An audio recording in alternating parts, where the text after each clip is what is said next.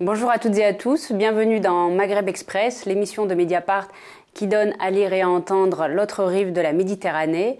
Aujourd'hui, nous retournons en Algérie, explorer un autre trauma, non pas le trauma colonial cette fois-ci, mais le trauma de la décennie noire, des années 90, des années où la terreur islamiste avait pris le dessus sur le pays. Nous allons l'explorer avec un journaliste et romancier algérien qui nous y porte avec son nouveau roman, un polar noir comme ces années-là, 1994, aux éditions Rivage. Bonjour Adlène Mehdi. Bonjour Rachida. Vous êtes journaliste au quotidien El Watan et romancier.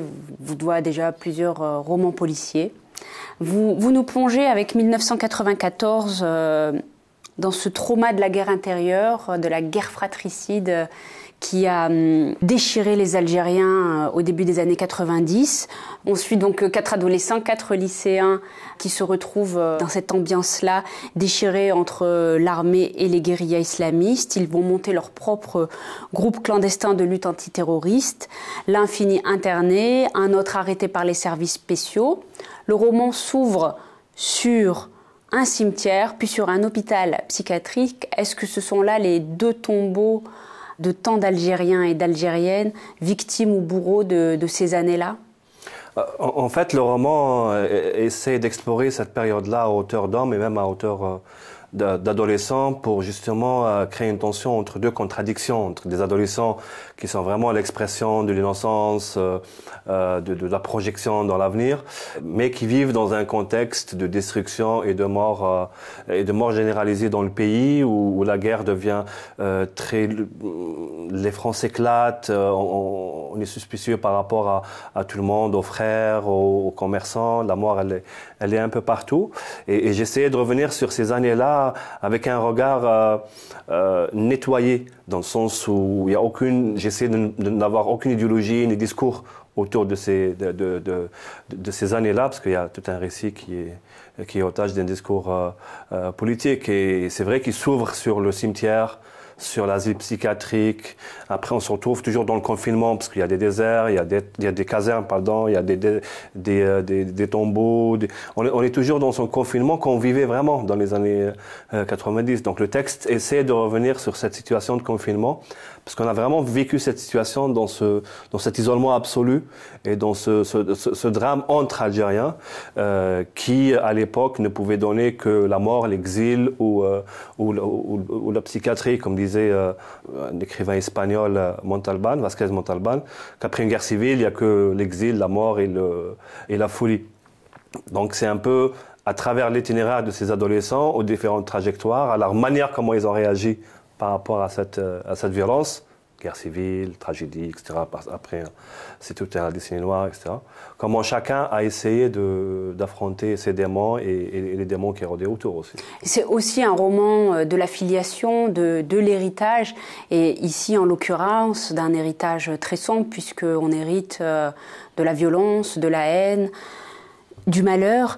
Vous tracez une continuité entre 1962 et 1994. Comment les pères libérateurs vont léguer des coupeurs de tête qui vont décapiter tout un pays. Comment est-ce que pour vous ce trauma-là des années 90 est une prolongation du trauma colonial ? En fait, c'est plus une génération qui se retrouve piégée entre deux guerres. C'est-à-dire cette génération née dans les années 70, qui a la quarantaine ou la cinquantaine aujourd'hui, elle a vécu la guerre d'indépendance et la révolution algérienne par procuration, via l'école, via le récit familial, etc. Donc elle a idéalisé cette violence qui était une violence légitime contre la colonisation, mais qui se retrouve face à une autre guerre, qui est une guerre sale, qui est l'antithèse de la guerre d'avant, parce qu'elle n'est pas légitime, elle n'est pas juste, elle est fratricide, elle n'est pas libératrice, au contraire, elle détruit le pays, elle détruit la société. Donc ils se retrouvent un peu comme étant des gens à qui on a volé leur jeunesse et leur avenir, parce qu'ils sont coincés entre ces deux temps. Le temps de la guerre d'avant, dont on a hérité l'idéal, et le temps de la guerre d'aujourd'hui, qui est une guerre qui emporte tout sur son passage, y compris même l'amour et l'amitié entre eux aussi. Vous êtes né en 1975, vous aviez 18 ans, 19 ans, quand éclate cette guerre fratricide. Comment vous avez vécu ces années-là, en tant qu'adolescent ? C'est un peu paradoxal parce que pour écrire ce roman, j'ai essayé de restituer les ambiances, les attitudes.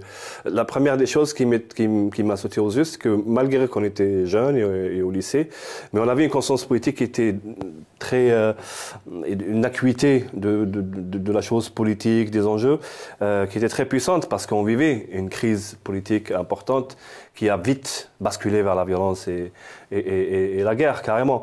Donc on a vécu cette période avec un ensemble de désespoir absolu, parce qu'on voyait le pays détruit entre nous, et en même temps un espoir fou, parce qu'on se disait qu'après ça, rien de pire ne peut arriver.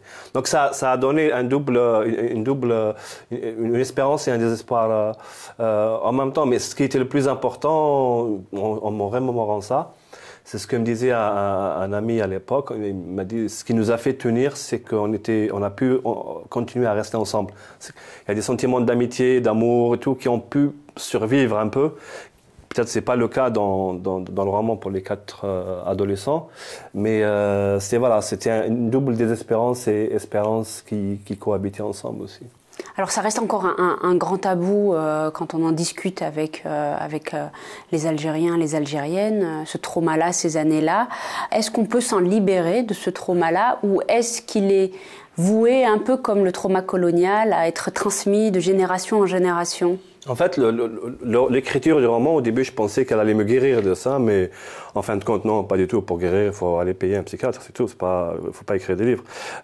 Mais ce qui était important, c'est de poser des mots sur des choses que je n'osais pas nommer avant. Et pour faire ça, il fallait vraiment que je crée des personnages qui étaient très, on va dire, représentatifs de cette période, entre les généraux des services, des jeunes qui s'embarquent dans la lutte antiterroriste, des jeunes terroristes aussi, comme le personnage du cowboy, etc. Et d'essayer un peu d'approcher ce qui tue par les mots et par la fiction pour contourner justement les non-dits, parce que ça reste des non-dits importants, parce que c'était fratricide, c'est un peu honteux. On n'est pas fiers de cette guerre. On est très fiers de la guerre d'indépendance parce que c'est la révolution algérienne, mais on n'est pas trop fiers en tant que société, en tant qu'Algériens, de ce qui s'est passé, parce que c'était quand même une cassure sociale très importante aussi, qui se ressent jusqu'à aujourd'hui. Et vous pensez qu'on ne peut pas aller au-delà de ces séquelles ? Qu'elles seront là et qu'il faut vivre avec ? La société elle-même a fait beaucoup de résilience, a fait preuve de beaucoup de résilience pour dépasser ça, parce que à un moment, les gens se disent que s'ils n'oublient pas ça, ou s'ils ne font pas une amnésie sociale à l'intérieur de chacun d'entre nous, on ne pourra pas avancer vers l'avenir, se projeter, faire des enfants, réfléchir à l'aube ou à l'horizon de 20, 30, 40 ans, etc. Donc il y a ce sentiment-là qui est fort. Mais le trauma reste très, très profond parce que le lien social a été mis à rude épreuve, et ça c'est quelque chose qui prend beaucoup de temps à reprendre. On voit en Algérie aujourd'hui, de temps en temps, il y a des mini-guerres civiles qui éclatent à chaque fois que des sujets sont posés sur le voile, sur l'islam, sur les frères musulmans, etc. Donc on est encore dans des résurgences de mini-guerres civiles très violentes sur des questions idéologiques, parce que la question politique n'est pas encore tranchée en Algérie. Et votre livre, c'est aussi le récit d'une génération sacrifiée, d'une jeunesse sacrifiée. 20 ans plus tard, la nouvelle génération semble l'être tout autant. Elle a la paix, il n'y a plus le sang qui coule, mais elle semble elle aussi condamnée à l'exil ou au repli religieux. Comment vous la regardez, vous, qui aviez 20 ans en 1994 ? C'est assez mitigé en fait. Je ne peux pas dire que c'est vraiment une société qui est complètement condamnée, parce qu'il y a la des jeunesse, avancées. je parle de la jeunesse. La jeunesse, il y a des avancées et des reculs en même temps. On a un conservatisme qui prend beaucoup d'ampleur, et en même temps on a beaucoup de gens qui imaginent des choses en Algérie, qui créent, que ce soit dans les grandes entreprises ou il y a les deux mouvements à la fois. Le souci, c'est beaucoup plus le plafonnement, on va dire, politique qui pose vraiment un problème, mais c'est une société qui quand même essaye d'avancer, même s'il y a les pesanteurs du passé, que ce soit les deux guerres ou les autres guerres que nous avons menées pour la libération et entre nous aussi. Mais l'autre volet qui est très important, c'est qu'il y a des jeunes qui ont lu le livre, parce qu'il est sorti chez Barzakh, à Alger il y a un an. Donc j'ai eu des retours à Alger de jeunes qui avaient lu. On a un important lectorat jeune, ce qui est intéressant, et qui m'ont dit que c'était pour eux une réappropriation d'un passé que leurs parents ne voulaient plus aborder, et commencer à poser des questions à leurs parents pour essayer de comprendre pourquoi c'est tellement honteux de parler de tel oncle ou de telle tante ou de tel frère, etc., qui sont ou en exil ou assassinés ou tués ou qui ont fait de la prison ou disparus aussi, parce qu'on a le problème disparu. Donc ça a été réapproprié par une autre génération, et ça a été quelque chose d'assez émouvant, je veux dire, de voir que ce texte pouvait continuer au-delà de ma génération, même si je ne suis pas représentatif d'une génération, mais c'était intéressant de voir que le texte pouvait explorer d'autres pistes chez d'autres gens, avec d'autres horizons aussi. Et c'est intéressant aussi parce que finalement ce sujet-là, qui reste un grand tabou, il est encore très peu abordé dans la littérature algérienne, qui est foisonnante.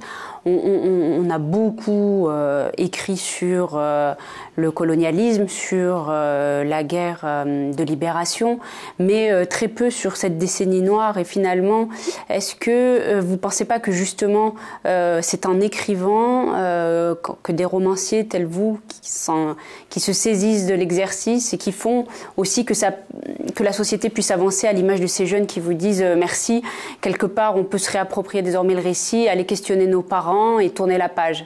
En fait, c'est ce qui s'est passé à la fin des années 80, si on fait le parallèle, quand des écrivains comme Tahar Djaoud, comme Rachid Mimouni, par la littérature, ont commencé à un peu déstabiliser le récit national officiel de la guerre. Dans les années 2000 aussi, il y a beaucoup de créations cinématographiques, par exemple, des courts-métrages. Il y a aussi des écrits en arabe, des romans en arabe, qui reviennent aussi sur cette période par le biais du récit personnel.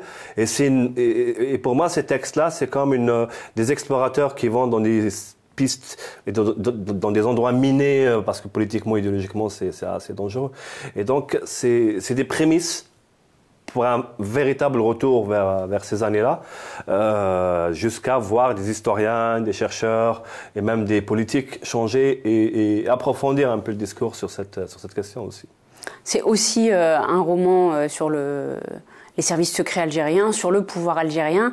Je me suis souvenue d'il y a un an, parce qu'on avait discuté et vous m'aviez dit « On est dans la pire des situations, l'attente, même le gouvernement reconnaît qu'il ne veut pas se projeter, toute la société est bloquée et en plus on nous dit que même mort, Bouteflika sera notre président ».